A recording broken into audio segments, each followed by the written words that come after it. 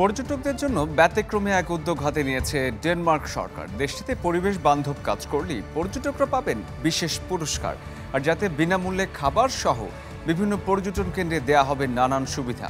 আগামী 15 জুলাই থেকে পরীক্ষামূলকভাবে শুরু হবে এই কার্যক্রম।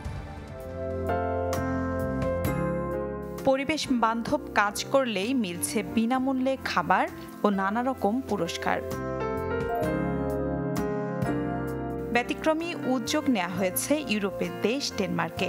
দেশটির রাজধানী কোপেনহেগেনে বেড়াতে গিয়ে কেউ পরিবেশ বান্ধব কাজ করলে বিশেষ এই পুরস্কারের ব্যবস্থা করেছে কর্তৃপক্ষ, যাতে বিনামূল্যে দুপুরের খাবার, কফি, পানীয় বা নৌকায় চড়ে ঘোরার মতো সুযোগ রয়েছে।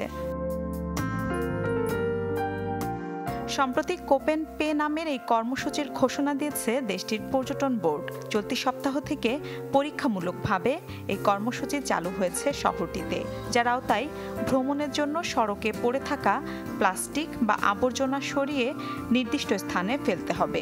এছাড়া ভ্রমণের জন্য গণপরিবহন ব্যবহার বা পরিবেশ বান্ধব সাইকেলে করে ঘুরে দেখতে হবে শহর।